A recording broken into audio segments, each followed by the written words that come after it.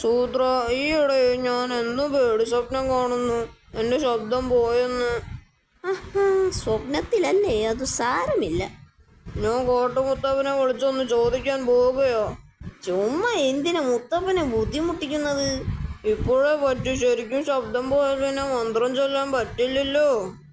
കടുവ വിളിച്ചാൽ ദേഹം മുഴുവൻ വരകൾ വരച്ച് വരുന്നവന്. എന്തോ വരാത്തത്? പുലികൾ വിളിച്ചാൽ ദേഹം മുഴുവൻ പുള്ളികളിട്ട് വരുന്നവന്. ഷെടാ, മുത്തപ്പൻ എന്തു പറ്റി? അത് മുത്തപ്പനല്ലേ? അതെന്താ താഴേക്ക് വരാത്തത്? മുത്തപ്പൻ ആകാശത്തോ? അതെന്തു പറ്റി? എന്തു പറ്റിയെന്ന് ചോദിക്കണമെങ്കിൽ താഴെ ഇറങ്ങണ്ടേ? വഴിയുണ്ട്.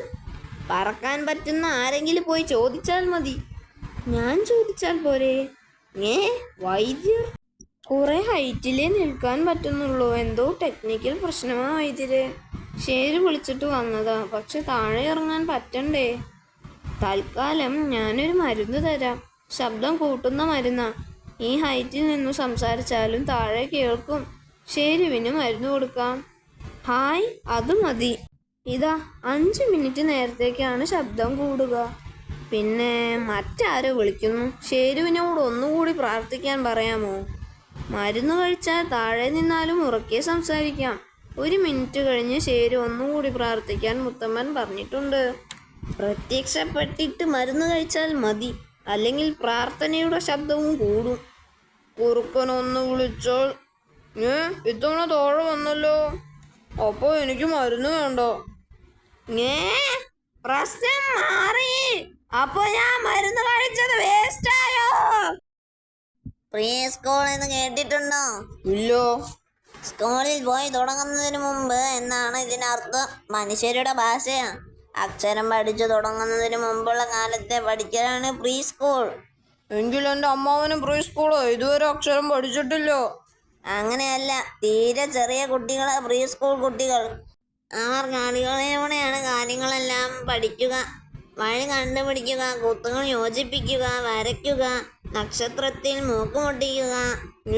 നക്ഷത്രത്തിലോ? മോനത്ത് പോയി മുട്ടിക്കണോ? അല്ല, ഞാൻ കാണിച്ചു തരാം. ഇവിടെ 2 മത്തങ്ങ വരച്ചു, നടുവിൽ നക്ഷത്രവും.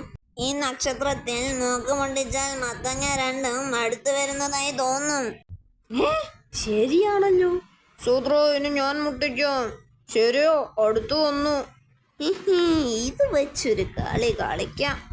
നക്ഷത്രത്തിൽ മൂക്ക് മുട്ടിക്കൂ. സൂത്രനും ശരിവും അടുത്തു വരും.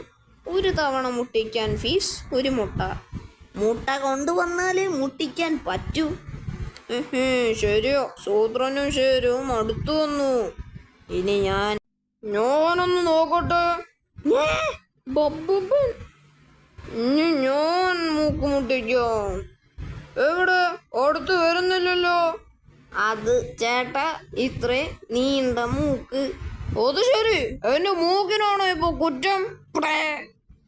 ഇപ്പൊ സൂത്രനും ശരിയും വളരെ അടുത്ത് വന്നു.